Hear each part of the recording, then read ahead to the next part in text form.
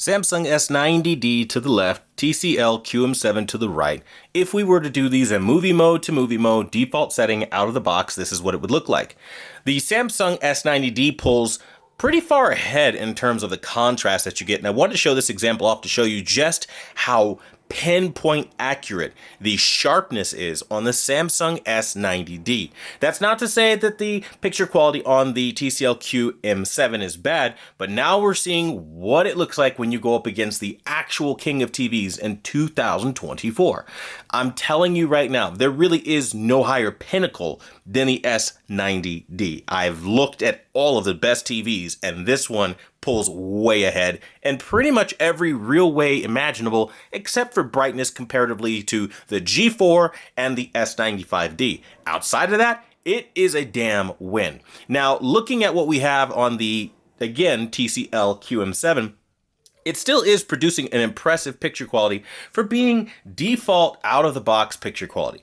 I don't really know anybody who would be unimpressed if, again, keyword here, you are rocking the old, outdated reference standards. They look pretty similar at a glance. It's only when you stop and stare that you'll notice the extra contrast on the S90D. Colors overall, though, pretty much look in line, but again, it's not great. Now, to get away from the ugly jaundice look, we're going to go ahead and put my settings in. At this point, I will tell you I am the difference maker in this comparison. You will likely see other YouTubers talk about this exact same thing, maybe, maybe not. Even if that's the case, they are doing their TV setup however they do it. My in-house calibration is unique to Quantum TV. It's exclusive. You will only find it here, which is why we can have the TCL go from this to something like this, right? And I have a couple different options as to how I can set it up. I can choose a brighter mode, which I actually like to do. And now I want to, at this point something out. The TCL QM7, I literally just found this out, like maybe 20 minutes ago, okay? Before I even started this comparison, has a almost superpower to it. When you lower contrast, not the LED brightness known as backlight, but the contrast of it, it literally, like, the characteristics of the TV change, and it turns into like this super luminosity cannon where if you have backlight 100 and contrast lower down, you are going to get pinpoint contrast to a point where it's just like really laser focused and like really bright and luminous. And that is a really nice effect. The only thing I wish they did differently on the TCL is giving us just a little bit more purity in the quantum dot colors. If they would have done that, the vibrancy would have been on point. It would have probably been one of the best TVs of all time. However, I'm going to show you what the S90D looks like when we go ahead and put my settings in and make that difference for it, going from this to this. And again, it's a dramatic difference in terms of color throw, albeit TCL not doing so damn bad for a $499 TV against the absolute king of 2024. I mean, in this example, yeah, sure, the skin tones are just beautiful on the S90D, and they look a little bit more towards green on, again, the TCL. However, not so much to a point where it's just image breaking. And I think that's a very important distinction to make when we're talking about these two televisions. And then the TCL, again, has an advantage that the S90D just doesn't have. It's brighter. And not by a little bit, by a substantial margin, to where you'll notice whites look more white. Purity just comes through a lot better overall because of that extra headroom for the brightness. So again, it's not all woes for the TCL QM7. And again, the price point giving you contrast. And this is how we know the contrast is similar. I mean, because what we do is we look at the isolation of the subject from the background, which are all these colorful tiles, right? Well, I can see the hair isolated clearly here, and then the hair again here, it's isolated clearly, just not to the degree that it is here. And again, you see this face more three-dimensional with all the little details, where on here it's a little dimmer by comparison because the S90D is dimmer by comparison to the TCL QM7. So you're already getting better brightness, and in certain examples, like again with these facial details, you get that pinpoint accuracy as far as the contrast, because now it sees the dark makeup on the girl but also a light face, and now you're going to get some really razor sharp focus and contrast. And really that's what it boils down to.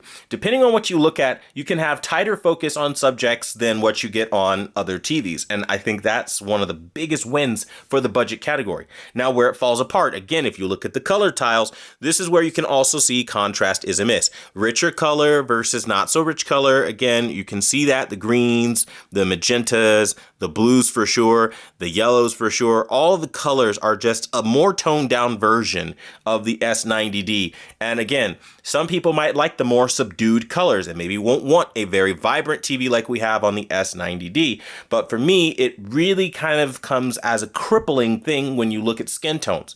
You're missing a lot of the ambient light like you're seeing over here to the left on the S90D, over here on the TCL where she just looks a bit more dead.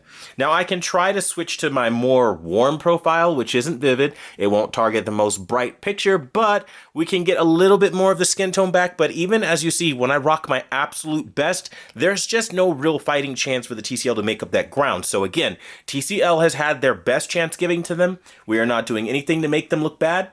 We're going to go into the picture settings, and we're going to go ahead and go into the default movie mode yet again to show you that this is where it started from. So again, similarly to what I said in the last comparison, we basically performed a miracle on this TV because that literally looks like the depiction of a ghost or a dead person in any kind of film, movie, or whatever. Where again, looking at what we have when we go into my setup here, again, I'll use Vivid. That's one hell of a transformation in terms of the brightness, the contrast, the depth. And what I like about the TCL is the more it sits on a bright highlight, it doesn't really dim down, it just gets brighter. And I really appreciate that, where of course OLEDs have to get dimmer with time to prevent the image retention or burn-in effect that we don't like. Now, unfortunately, again, TCL is not perfect, and you're going to see it here. Remember what I told you when I said green will tell on you. It's one of the biggest tattletale colors you'll ever see, and you're seeing it here. The green is showing you that it just rocks more of a cooler color temperature. If TCL could, I don't know, through a patch or something, find a way to add warmer colors, they would probably fix this. Also, the over brightening issue that we have and a lot of the colors. This is why I say you need a hue saturation and luminance slider way of doing things. If I would have had the ability to go in and lower the luminosity of the green, this would be a non-issue right now. But because I don't have that ability, the green is just clipping. It's just way too bright, and we're losing a lot of the detail that we would want. That's not ideal. The only alternative you'd have is to maybe rock one of their default jaundice presets. But again, look at what it will turn into. Even if you use sports mode, even if you use, smart HDR, if you use movie mode, you get the idea. Movie mode will give you more contrast. Yeah, sure, fantastic, but it's a far cry from the image that you get from here. So again, you're seeing that it's really been given its best shot. There is no path that TCL can take to look a lot better than what it looks. Again, low power will have less clipping than the vivid mode settings. Vivid mode will give you the better brightness. So TCL, unfortunately, this year makes you choose between the most astronomical brightness you can get and the most, accurate colors the TV itself can output. But can we just take a minute to appreciate that in certain examples, TCL does look a bit close. Like again, no, the greens are not a match for match because of the vibrancy and the skin tones, but the overall impact of the image. And again, impact is when you look at it without comparing anything. You look at one and you look at the other and you go, okay, do they look close? Yeah, I'm looking at them. They do look close.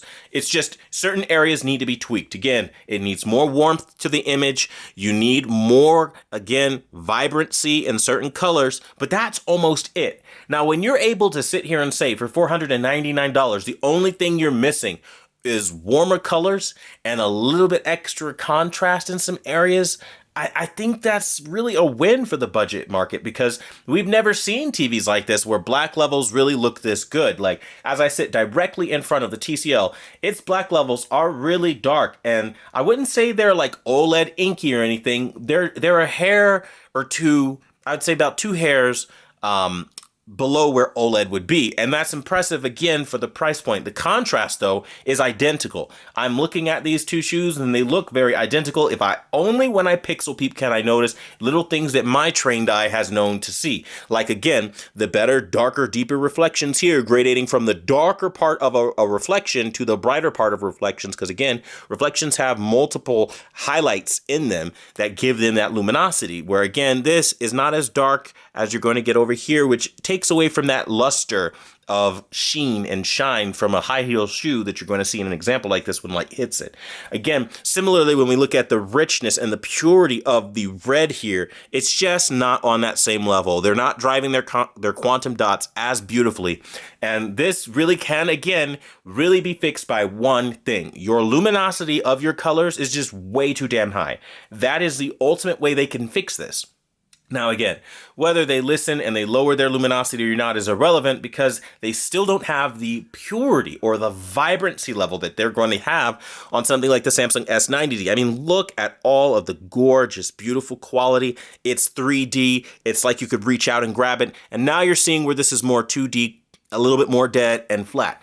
Ironically enough, it looks cool, it looks dead, and that's with my settings, folks. So you're not going to perform a miracle on every aspect, but this is where it started from, though. Let's never forget, movie mode looks substantially worse. As you look at the movie mode, you can clearly see it. It's in plain sight on display for everybody to see. Look at how hazy, washed, dim, and gray that is. So let's go up to a different mode like Smart HDR and see if that doesn't change our odds. Well, we go to Smart HDR, and again, more of the same. Go ahead and clear the screen. It's still very, very hazy. And again, one thing I'm noticing is it doesn't look very good for the color tonality. It's just way the hell off. This is supposed to be Smart HDR, and I don't see anything really HDR about it that differentiates it from something like this. I mean, big differences from that to that, where you have more detail. Again, you're seeing it in real time. Less detail, more detail, almost coming through. I mean, look at the bench alone. You know, you can open up your shadows, but you're not maintaining the darkest part. And again, HDR is about the deepest black levels and the brightest brights, and it's not really giving you that. So again, my settings would be closer to what HDR would provide you. But you are seeing the sheer domination of literally the world's best TV right now at the consumer level, the Samsung S90D.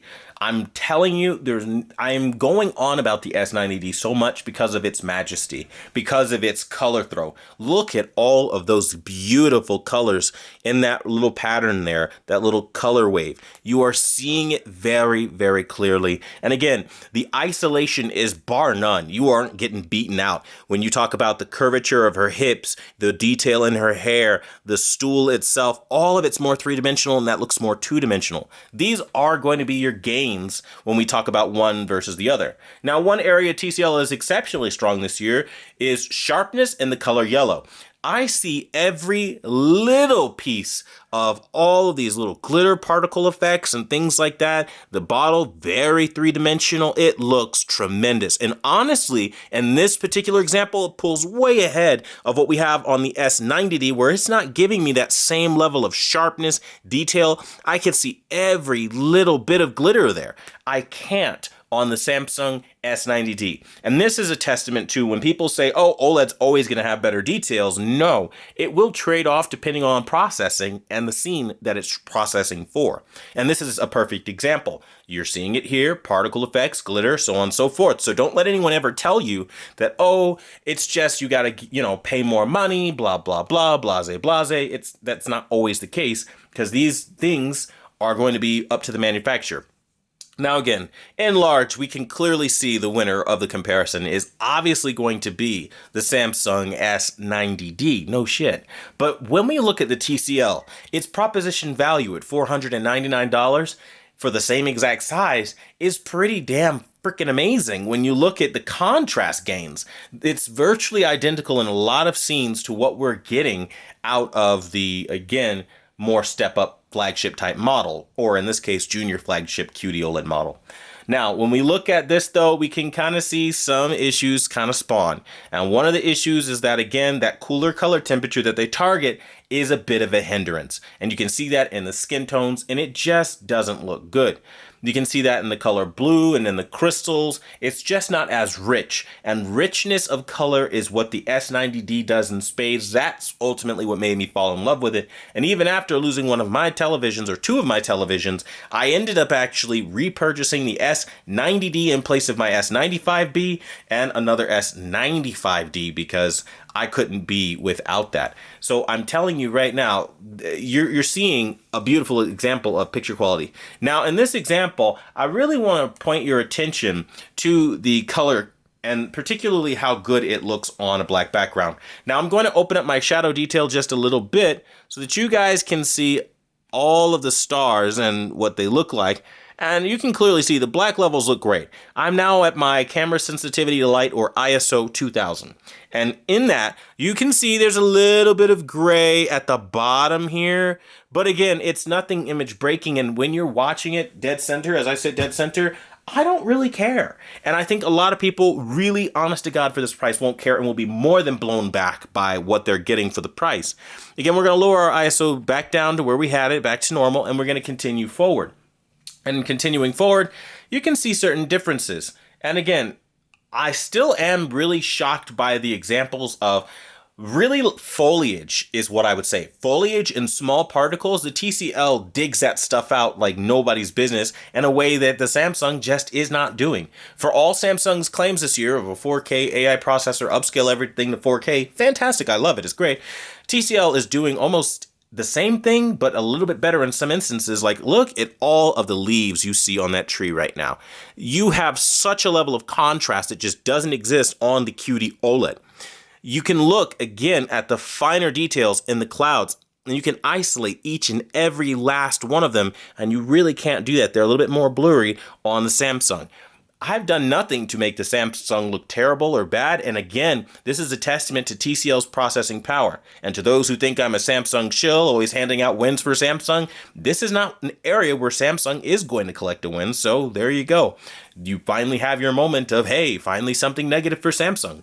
But again, there are too many moments, especially like now, where they do look very identical. Again, that vibrancy and purity of color, we already know we're getting on the more expensive models, but look at how the TCL keeps up. It's not one to be absolutely trounced and beaten. And in examples like this, where there's a black background right here, and there's a really bright highlight on the main subject, TCL illuminates that gorgeously. Look at the highlight here. Very, very beautiful on the face. You can see the studio light on our face very clearly.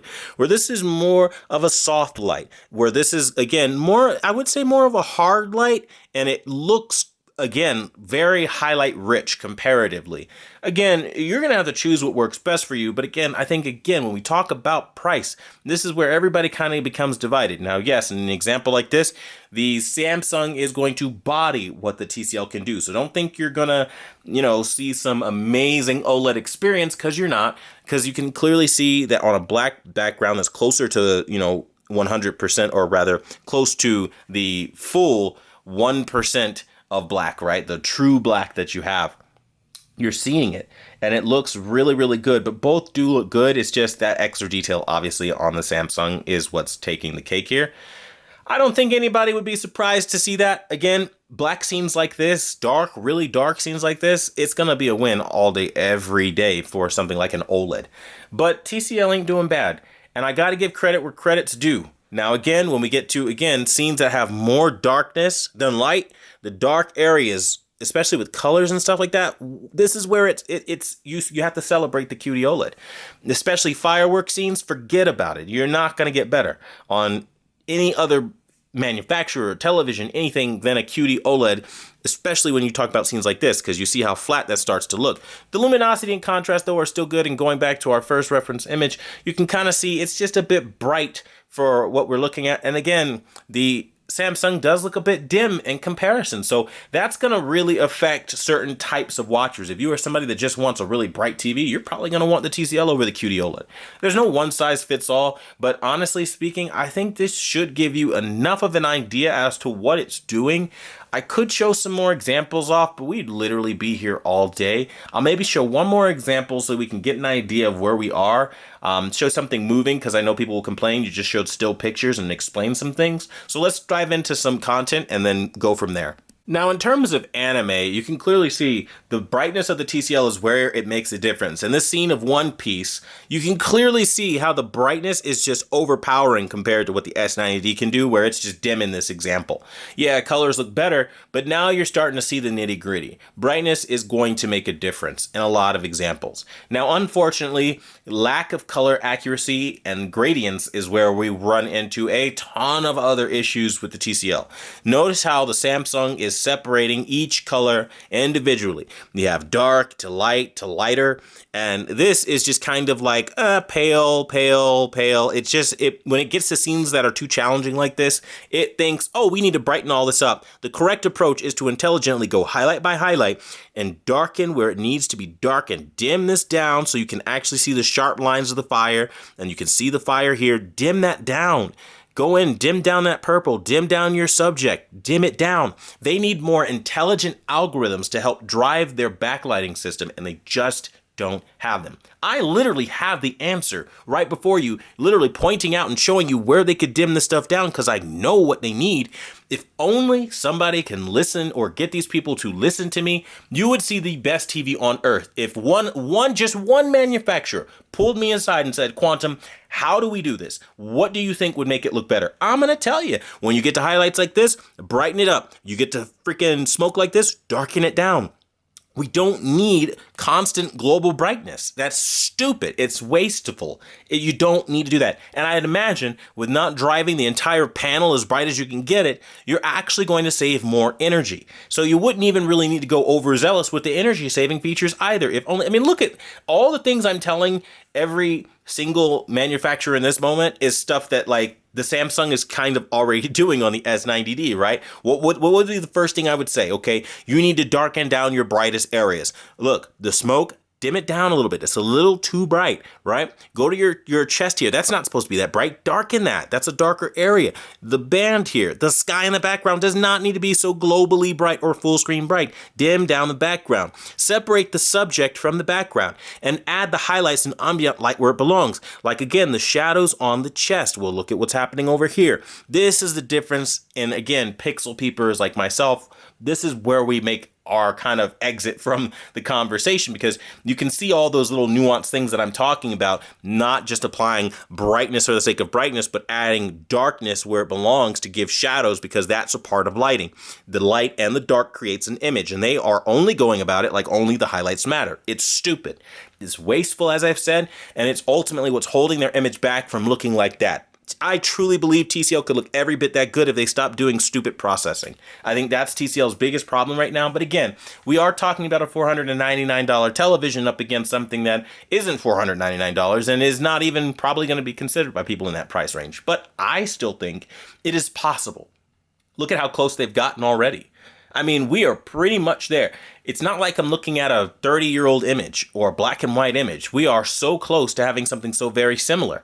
All they've got to do is pull their heads out of their asses, and I guarantee you, with stuff like this getting toned down, we could really walk away with a massive win.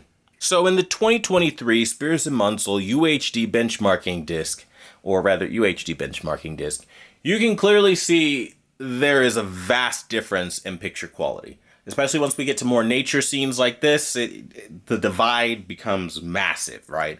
The Samsung S95D pulls ahead to a point where it almost cannot be touched in any aspect, especially once we start talking about the hues. And this is what I was talking about when I said, let's pause right here. It's just too cool. Yes, I do appreciate how bright that is, and yeah, the snow appears a bit more white because of the extra headroom for the brightness, which of course anyone would like, but the natural tonality of a snowstorm and how gray and murky and ugly it is outside is coming through on the Samsung, where again, it looks like the sun is out shining on the snow because of how bright the TV is. That's not what snowstorms look like. Snowstorms are very ugly times. And I think, again, the Samsung just capturing that perfectly, TCL not so much. Now, more damningly, I mean, look at this. This is with my settings. I'll try to frame this even a little bit better if I can. There's really nothing I can do to make it look worse or better. Look, there really is no getting around it. The TCL in certain examples like now will just lack color. And even though comparatively to where it starts, it looks better, it does not look fantastic, right? So we'll go into our, let's say HDR mode, our smart HDR mode. And this is where it came from, okay? So for anybody thinking like, oh, you've purposely done something to TCL, no. There's nothing to do to TCL. There's some wins, some gains, some losses, right? This is your movie mode. That looks abysmally disgusting. Now, in the interest of fairness, of course, I'm going to put the Samsung in its default movie mode to show you where it started, because newsflash, it was not a darling either out of the box. That is what the Samsung S90D looks like out of the box. That is absolutely putrid. Absolutely putrid. I don't even know who the hell would pay for that. I sure as hell wouldn't want a picture like that. If that's the only place it would end up at, I wouldn't buy TVs. I would probably just figure out a way to entertain myself in the world like we did before we had TVs. If this is what I had to watch, who the hell wants to watch this? So again, looking at it, it's not that, again, the TCL is terrible, because again, I'll show you what it looks like. If it goes up against the Samsung S90D out of the box using my settings, forget about it. There's no comparison. Clearly, you can see an immense difference in the color throw and the realism, obviously. However, when we go into the Samsung and we add my settings back, that's where it pulls away. And that's what I mean when I say richness of color. Some things the TCL is just not going to be able to counter, overcome, and move past. And the immense color throw on the S90D is one of them. But as you've clearly seen throughout this entire comparison, there are some beautiful, wonderful levels of contrast. And I want to fast forward a little bit just to get to some of what I think is the best imagery on this disc, right? Because I don't want to just show you like the opening scenes that, truthfully, I don't really care much about. I want to show you things that like really made me go, wow, okay, they're really looking good together. Like stuff like this, right? Like when I look at these cacti and I just look at them on the screen, I'm just like, this is really impressive. The TCL is really keeping up. It really is. And, you know, you guys don't always get the luxury, I guess, of seeing all of these TVs the way they are actually adjusted, because, again, not everybody's going to put the time into the TVs. And I think that's sad. It does these TVs a disservice. It really does. But, I mean, you can kind of see a lot more of, like, what I mean when I say that's just way too blue, you know? Same thing with the red. The red is too blue, which is why it has that blue filter look over the red. It's like someone laid a blue filter or paste over the colors. It doesn't have to look like that. And I think ultimately, with enough awareness and enough calling attention to it, within time, these things, of course, will get fixed. And then everybody will admit that they were a problem for the people who maybe weren't addressing them. But I think in terms of everyday people and what we can expect out of our TVs, we're moving the needle a lot closer to where the argument for spending more money is going away a lot faster than it ever has.